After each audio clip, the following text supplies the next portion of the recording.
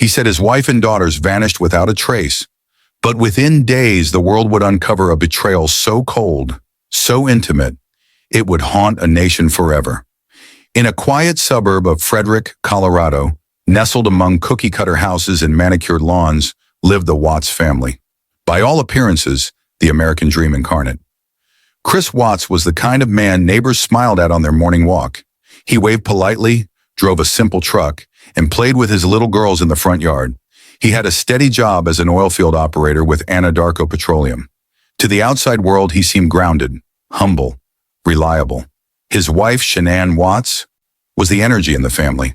Outspoken, vibrant, and endlessly driven, she ran a thriving social media-based business selling health supplements.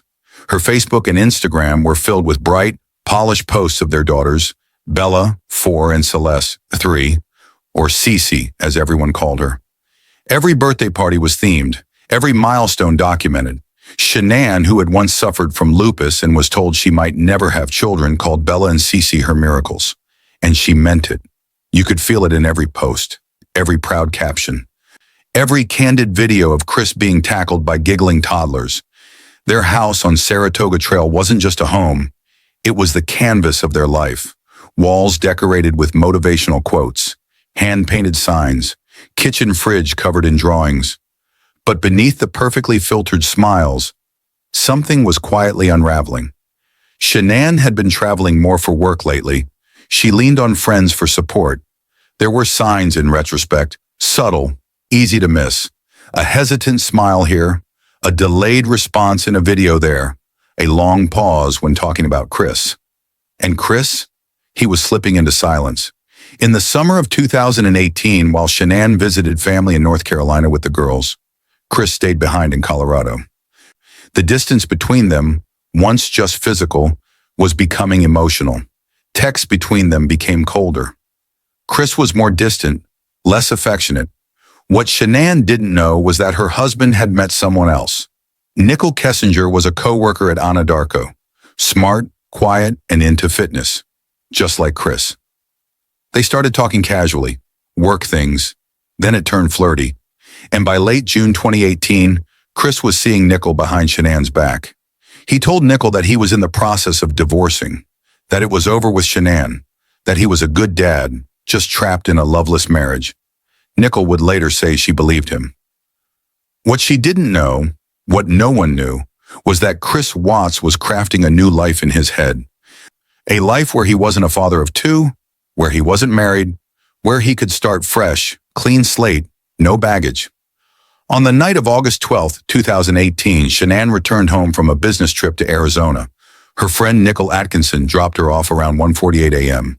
Home security footage captured her walking up to the door with her suitcase. The porch light clicked on. She walked inside. That was the last time anyone saw Shan'Ann Watts alive. Later that morning, Nickel began texting Shan'Ann. No reply. Calls went to voicemail. She knew Shan'Ann had a doctor's appointment that morning, an important one. Shan'Ann was 15 weeks pregnant with a boy. They had already picked out a name, Nico. But as the hours passed with no word, panic set in. Nickel drove to the Watts home, rang the bell. No answer. She called police. At 1:40 p.m., a Frederick police officer arrived to perform a welfare check. Chris eventually pulled into the driveway, calm and cooperative. He let the officer inside. No signs of struggle. Shan'Ann's purse was still there. So were her keys, her phone. The girls' blankies and stuffed animals were missing. Their shoes were gone too, but the beds were stripped. The sheets were in the trash. Something felt wrong. Chris kept saying he didn't know where they went, that maybe Shan'Ann took the girls and left, but she hadn't taken her car, or any clothes, or her medication. Nickel, watching from outside, felt something deeper than panic. She felt dread, and in her gut, she knew Shan'Ann wouldn't have just left. By the next day, the story had exploded. Local news stations ran the headline, "Pregnant woman and 2 daughters missing in Colorado." Chris gave interviews, standing awkwardly in his driveway, pleading for his family's return. "If you're out there, just come back," he said. "The house isn't the same. I miss them." His voice didn't crack. His face didn't fall. Not once. To viewers, something felt off. By August 14th, 2018, just one day after Shan'Ann Watts and her two daughters vanished, Frederick, Colorado, was on edge.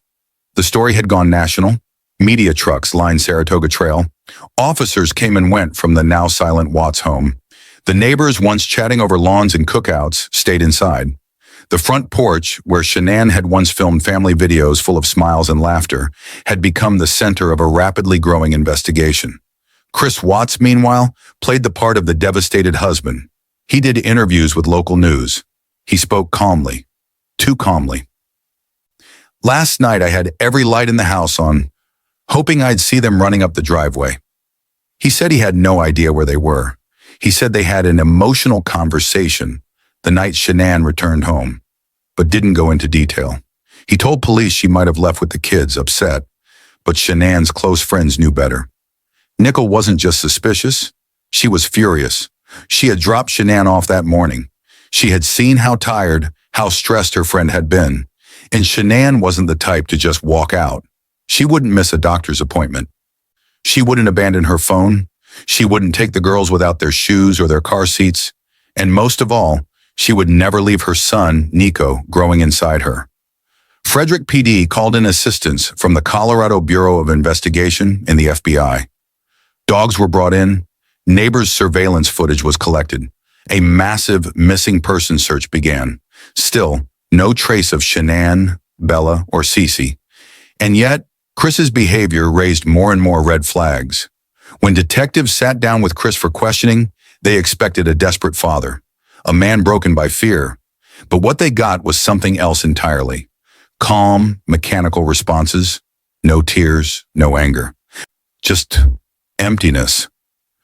"We were gonna separate, yeah, but it was mutual," Chris said, staring straight ahead. He didn't ask officers what they were doing to find his family. He didn't offer theories. He didn't beg for help. Instead, he talked in a passive voice about how they were just gone. By the second day, police had begun to suspect the unthinkable. Cadaver dogs brought in to sweep the home alerted to human decomposition in the master bedroom and near the stairs. There was no blood, no visible struggle, but something had happened here, something deeply wrong. Then came a new twist.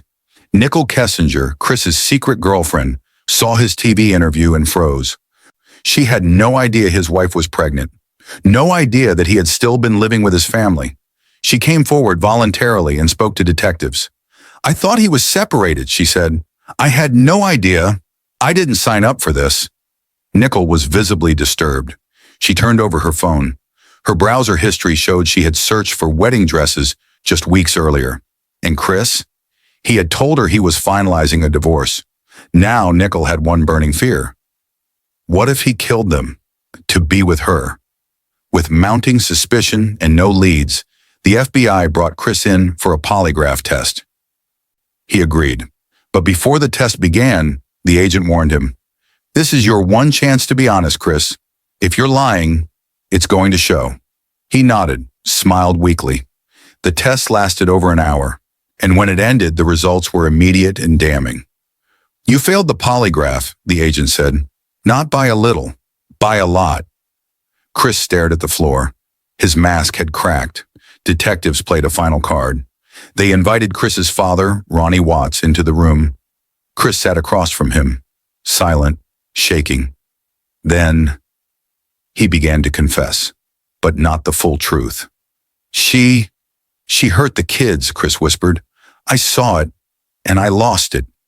It was a lie. Chris claimed he found Shan'Ann smothering their daughters, and in a fit of rage, he killed her. The detectives didn't believe him, but it was the break they needed. That night, Chris Watts was arrested and charged with 3 counts of first-degree murder, plus unlawful termination of a pregnancy. But there was one question that still echoed across the country. Where were the bodies? The next day, authorities recovered all 3 victims. Chris had buried Shan'Ann in a shallow grave at a remote oil site where he worked. He had stuffed Bella and Cece into oil tanks, less than a foot in diameter, separate, isolated, and alone. Shan'Ann was found face down, with bruising on her neck. Her unborn son, Nico, had died with her. The truth was almost too much to bear. Shan'Ann's parents, Frank and Sandra Rasuchek, were devastated. Their daughter, the one who had survived so much, who had fought to build a life full of love, was gone. And their granddaughters, the light of their world, had been taken too. The grief wasn't just local. Across America, families wept. Parents held their kids closer. Wives looked at husbands with a new kind of fear. It wasn't just a murder. It was a betrayal of the deepest kind. A father killing the very people who trusted him most. The image of Chris Watts, once seen as a soft-spoken dad from a quiet suburb, now in handcuffs, accused of killing his pregnant wife and 2 young daughters, sent a jolt across the country.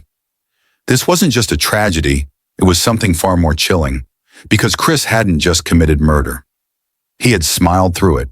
He had gone on TV. He had begged for their return, all while knowing exactly where they were. Who does that? That question echoed from newsrooms to kitchen tables to FBI briefings. The investigation shifted into high gear. Agents from the FBI, CBI, and local police began pulling every phone record, every GPS ping, every text message. Chris's calm demeanor was gone now. In interviews, he avoided eye contact. When asked about the girls, he often referred to them in the past tense, before their bodies were even found. And then came the contradictions. Chris claimed he left for work early the morning of August 13th, around 5:15 a.m., saying Shan'Ann was asleep when he left. But surveillance from the neighbor's camera across the street told another story. It showed Chris backing his truck into the garage, something he had never done before. And he was in there a long time, too long. Detectives believed he was loading their bodies into the back seat of his truck, wrapped in sheets. He had used the garage as cover. Later, GPS tracking placed him at the oil tank site for hours, long enough to dig a shallow grave and make 3 devastating choices. Friends recalled how odd Chris had been in the weeks leading up to the murders. He lost 25 pounds.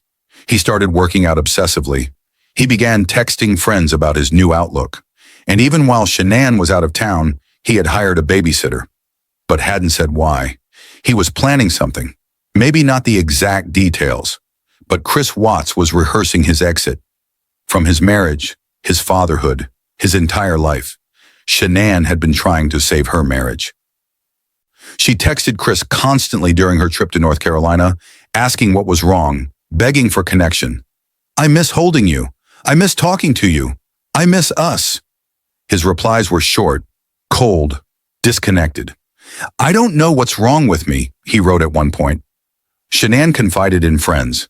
She thought he was having an affair. She hoped it was just stress, but she was scared. Not of Chris, but of losing him. She had no idea how close she was to losing everything. Detectives believed Chris was driven by something disturbingly common and utterly unforgivable. He wanted a fresh start. He wanted freedom. With a new woman, a new body, a new image. Chris saw his family as a burden, a mistake, something in the way. That kind of thinking, investigators noted, is shockingly typical in family annihilators. Men who kill not out of rage, but to erase and restart their lives. To Chris, murder wasn't a breakdown. It was a plan. Nicole Kessinger sat down with investigators again, this time shaken. She told them how she had grown suspicious the day Shan'Ann and the girls disappeared. Chris had been acting strangely, texting more than usual, then suddenly going cold. He told her his family was gone, but didn't cry, didn't seem shocked. And then she Googled Shan'Ann's name. She saw the missing posters, the news coverage, the baby. She told detectives, "If I had known, I would have never gone near him." Nicole's internet history was revealing. Wedding dresses, how to prepare for moving in with someone, even days before the murders. Do people hate mistresses? Now she was at the center of a media storm she never saw coming. As the story spread, outrage grew. People created tribute videos for Shan'Ann, Bella, and Cece. Facebook groups exploded with theories. Strangers left stuffed animals outside the Watts home. Some even spray-painted the sidewalk in front of the house with "murderer." This wasn't just another true crime case. This was a betrayal of fatherhood, marriage, and humanity. And the deeper detectives looked, the colder it got. Investigators found that in the days before the murder, Chris had used a calculator app to hide calls to Nicole, researched how to prepare for a new relationship, looked into selling his house quickly, Googled what happens to people in prison, and perhaps most disturbingly, he never once searched for how to help his wife or how to fix his marriage. He wasn't conflicted. He was calculating. By late August 2018, just days after the bodies of Shan'Ann, Bella, and Celeste were recovered, the world had stopped to look. Not just at Chris Watts, the smiling dad turned monster, but at the holes in his story. And the first leads, the first public clues, didn't come from police. They came from the internet. Online, people were piecing things together in real time. They analyzed Shan'Ann's final texts, screen-recorded Chris's police interviews, broke down Nicole Kessinger's search history, cross-referenced timelines, GPS data, body cam footage, a digital army of strangers, moms, teachers, truck drivers, true crime junkies, were finding inconsistencies the mainstream media hadn't caught yet. The moment that sent chills across YouTube happened in a neighbor's garage. During the welfare check, Chris stands beside police, watching security camera footage from the morning of August 13th. He fidgets, bounces on his heels, talks too much. The camera shows his truck backing into the garage, staying there for minutes. He's not acting right, the neighbor later told police. He's never parked like that before. The look on Chris's face when that footage plays? Panic, for the first time. True crime blogs started publishing behavioral breakdowns. Why Chris Watts' body language is deceptive, micro-expressions you missed in his porch interview, the chilling calm of a killer dad. Psychologists, former FBI profilers, and survivors of domestic violence began weighing in. Chris didn't grieve, they said. He performed, and badly. The case grew even darker when the Weld County DA's office released text messages pulled from Shan'Ann's phone. They showed a woman in emotional crisis, trying to save her marriage while quietly suspecting the truth. In one message to a friend, she wrote, "He doesn't want this baby. He said we're not compatible anymore. I don't know who he is." Another, written just 2 days before her murder, read, "He hasn't touched me in weeks. I keep trying, and he keeps pulling away." Each message told the story of a woman in free fall and of a husband who had already decided how it would end. As the truth came out, the spotlight turned harshly on Nicole Kessinger. Though she was never charged and cooperated fully with police, the internet had its own verdict. People accused her of lying, of manipulating Chris, of helping him cover it up.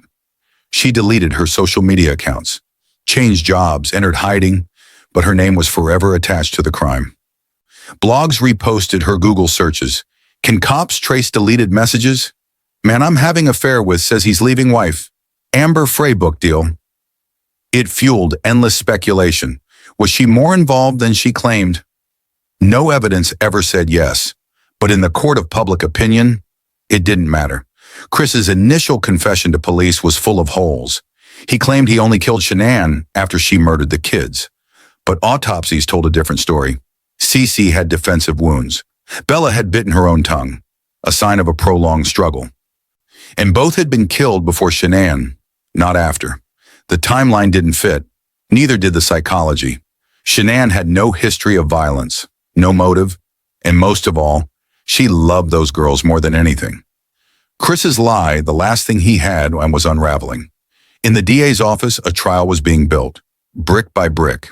Chris was facing 9 charges, 3 counts of first-degree murder, 2 counts of murdering a child under 12 by a person in a position of trust, 1 count of unlawful termination of a pregnancy, and 3 counts of tampering with a deceased body.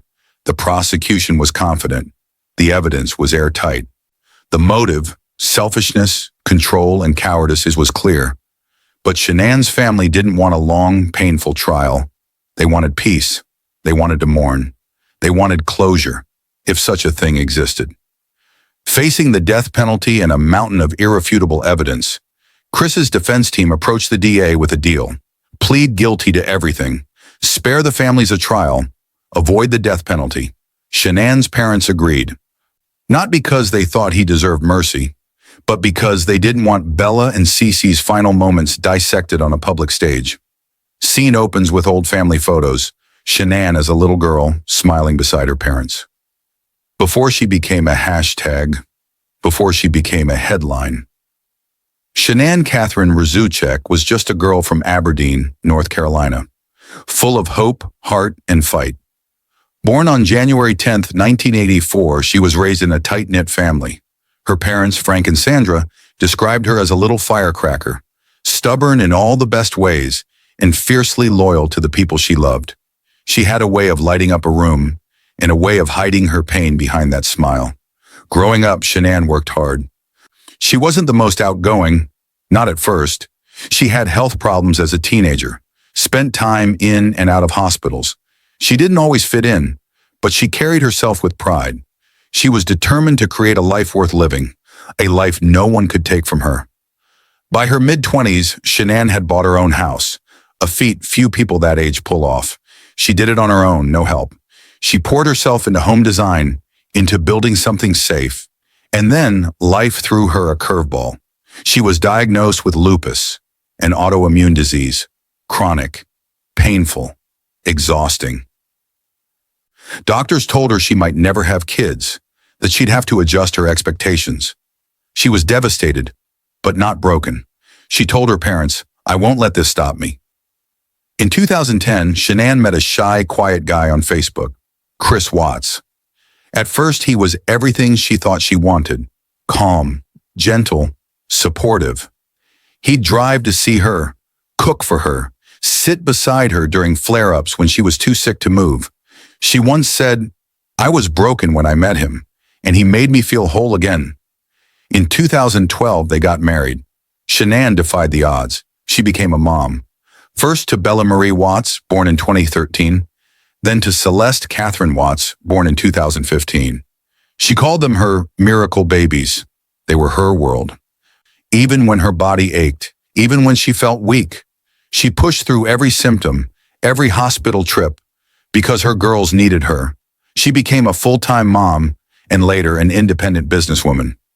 In 2016, she started working with a health supplement company, Live Thrive. She was good at it, not just the selling, but the storytelling.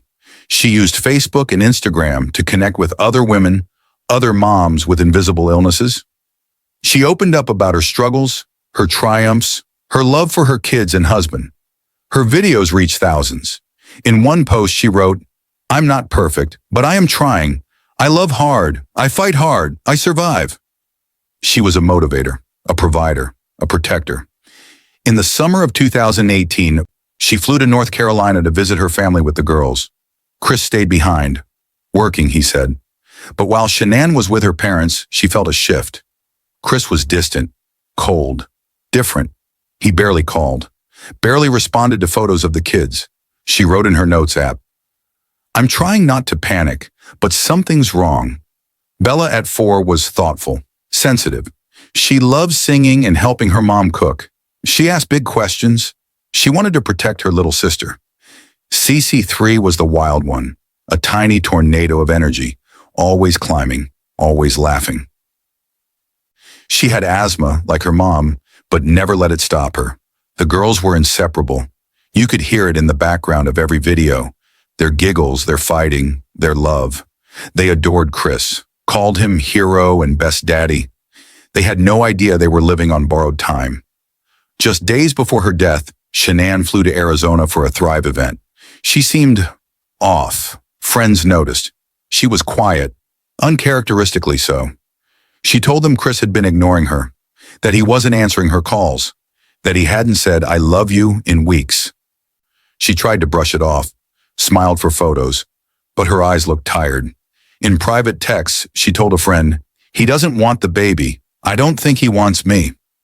At 1:48 a.m. on August 13, 2018, a camera caught Shan'Ann arriving home. She rolled her suitcase up the walkway, walked inside, closed the door. She never came out. When news of the murders broke, Shan'Ann's community collapsed in grief.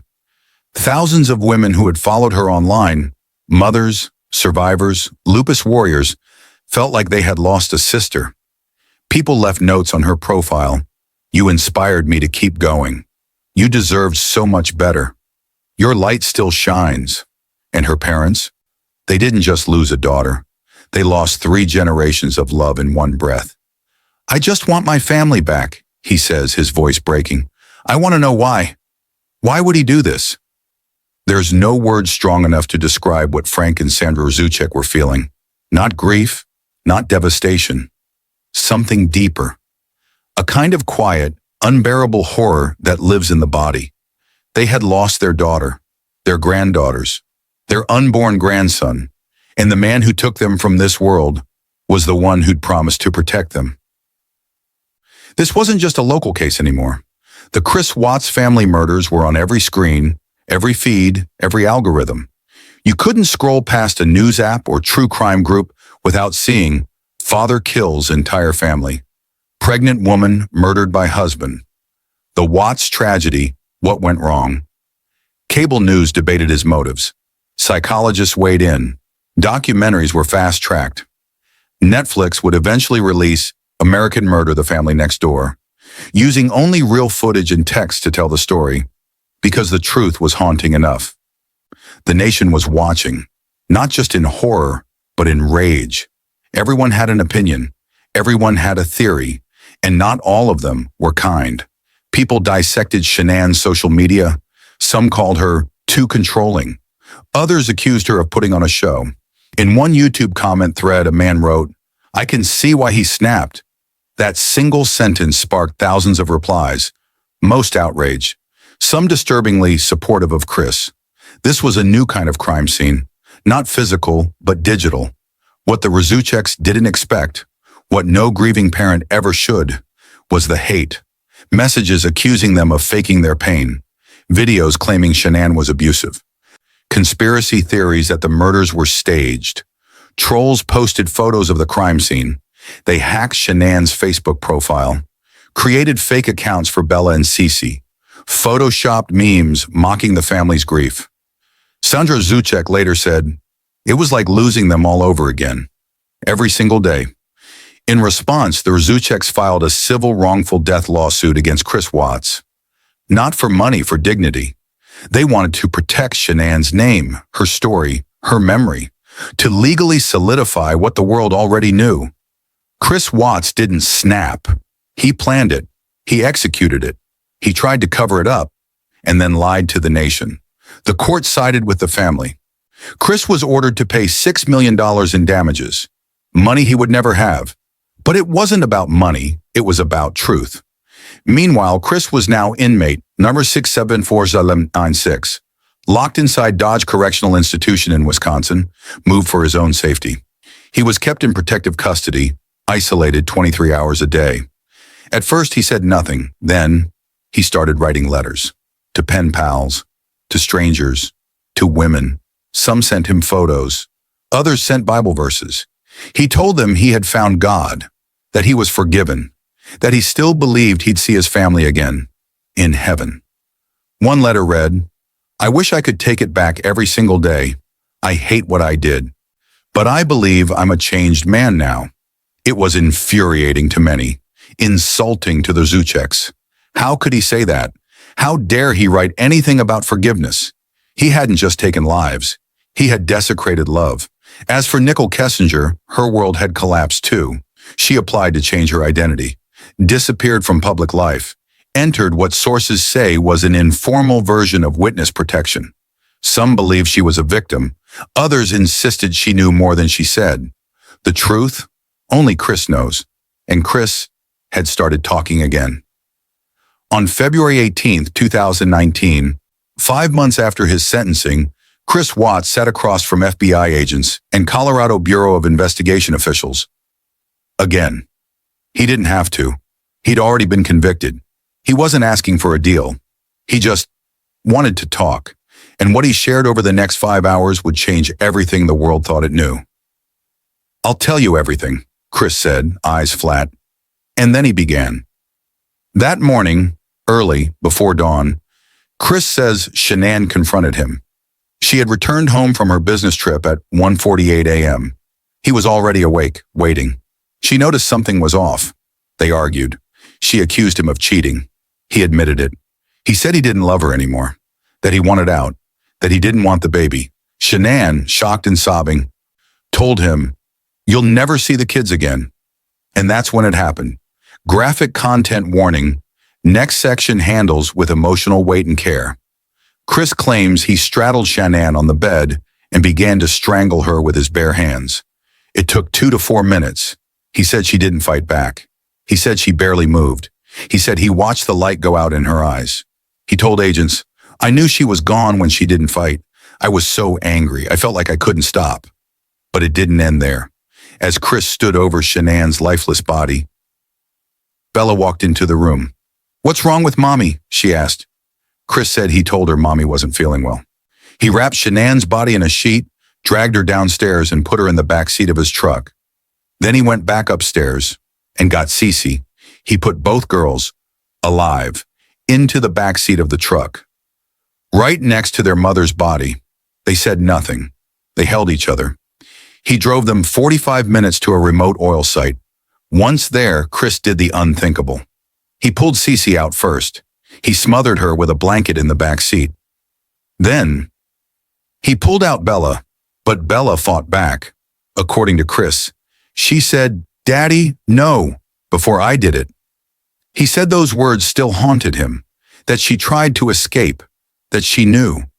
Afterward, he forced their small bodies into separate oil tanks and dug a shallow grave for Shan'Ann. He buried her, then left. No one in the room spoke for a long time. What Chris had described was not just murder. It was calculated, cruel, and without a flicker of remorse. He claimed it was a moment of rage, but investigators now believed it was premeditated. They asked, "Why didn't you stop?" He replied, "I thought if I took her out of the picture, I could be happy, be with Nickel." Chris's confession aligned with forensic evidence. Shan'Ann's autopsy showed strangulation, but no drugs. She hadn't been sedated. The girls had bruising, signs of a struggle, especially Bella. Oil tank measurements confirmed the impossibly tight spaces he'd forced them into. The timeline, GPS data, phone pings, all lined up, but nothing could explain the why. No affair, no argument, no stress justified what he did. The working theory became clear. Chris Watts wasn't pushed to his limit. He wasn't triggered. He made a choice. He wanted to erase his life. Not just Shan'Ann, but Bella, Cece, and even unborn baby Nico, so he could start fresh. He wanted freedom, a new life, no child support, no custody battles, just a clean slate. He saw his family not as people, but as obstacles. In the closing moments of the interview, one agent asked, "If your girls could say something to you now, what would you want them to say?" Chris stared at the floor and said, "That they forgive me." The room fell silent. He never cried, never apologized, never said Shan'Ann's name with love, just regret that he'd been caught, not remorse that he had killed. Sandra Ruchek, "My daughter loved that man, and he murdered her with his bare hands." After Chris Watts's full confession in February 2019, Shan'Ann's family sat down for their first national interview. It wasn't just to tell their story. It was to defend Shan'Ann's name. Because even now, after a guilty plea, a confession, and forensic evidence, online hatred against Shan'Ann hadn't stopped. They were living through the trauma again and again, not just in memory, but in comments, tweets, Reddit threads, and YouTube videos. Dozens of online creators began pushing alternative theories, that Shan'Ann was abusive, that the girls were better off, that Chris was set up. Some even claimed the girls were still alive, and it was all a government cover-up. The family was horrified. Sandra, barely holding it together, said, "They blame my daughter for being murdered." Frank Razuchek, exhausted and shaking, added, "They take our tragedy and turn it into entertainment." Even in Frederick, Colorado, the ripple effects didn't stop. The Watts family home, empty, foreclosed, became a twisted tourist site. People left flowers and teddy bears on the porch. Others left hate notes. Some broke in, filmed themselves walking through the house, laughing, whispering like ghost hunters. "That's where it happened," one man said in a viral TikTok, "right there on the bed." Then came the ghost hunters. Several viral YouTube channels claimed they captured paranormal activity in the house. Voices whispering, "Mommy," Doors creaking open, EMF readers flashing near Shan'Ann's bed.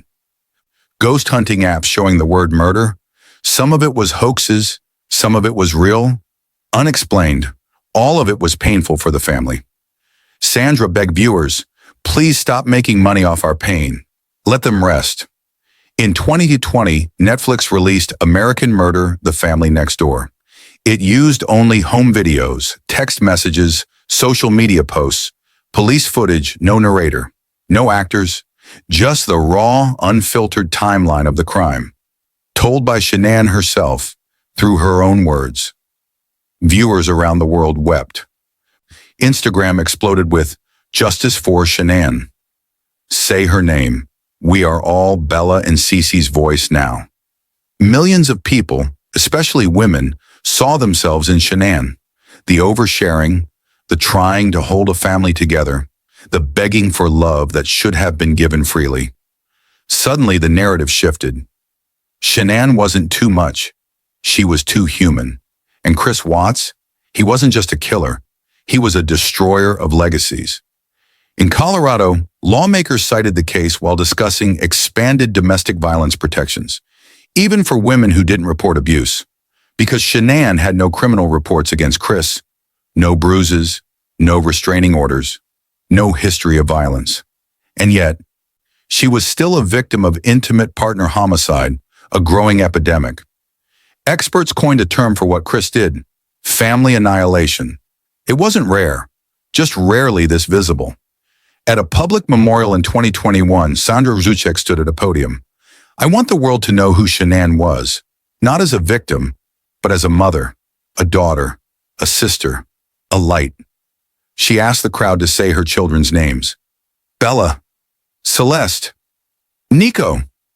Voices cracked as they echoed back. Some held photos. Others held each other. It was no longer just their grief. It had become ours. One criminologist said, "This wasn't just about one family. It was about the dark undercurrent of performative normalcy, of men pretending, of women warning." The story of the Watts murders became a global mirror. It forced people to ask, how many warning signs do we ignore? How many men wear masks? How often do we excuse silence as stability? The house is still there, but no one lives in it. The mortgage went unpaid after Chris's arrest. The family never returned. The home sat in foreclosure for years, a haunting symbol of everything that was taken. Realtors won't touch it. Neighbors want it gone. It's not just a house anymore. It's a crime scene that lives in memory. In the years since the murders, Frank and Sandra Rzucek have become something they never asked to be: advocates. They speak at domestic violence conferences. They raise awareness about invisible abuse, the kind that doesn't leave bruises. They fight against online harassment laws, pushing for stronger protections against those who profit from family tragedy. Sandra once said, "I've already lost everything. Now I just want to protect others."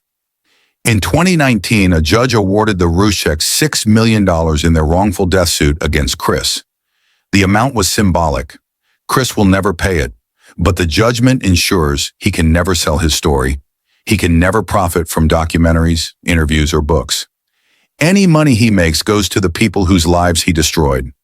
It was the final legal nail in the coffin of Chris Watts' freedom. Chris remains in maximum security, serving 5 life sentences without the possibility of parole. He is never getting out. He spends 23 hours a day in his cell. No general population, no TV, no window. He eats alone, prays alone, writes letters to strangers. Most go unanswered now. In one leaked letter, he said, "I see the girls in my dreams." But the Rzuceks say, that's not enough. Frank told a reporter, he doesn't get forgiveness. Not from us. Not in this life. Across the country, people have donated to lupus research in Shan'Ann's name. Others have created memorial funds to protect women in abusive relationships, even when there's no documented violence. Shan'Ann taught us that control can look like quietness, that danger doesn't always shout. Sometimes it whispers. Shan'Ann was a storyteller, an online motivator, a woman who used her phone to connect, support, love. In a strange way, those same videos she posted to celebrate life, would go on to solve her death. Her texts told the world she was scared. Her videos proved she loved her daughters. Her voice cracked the false narratives wide open. She used to say in her Thrive videos, "You don't have to be perfect, just keep going."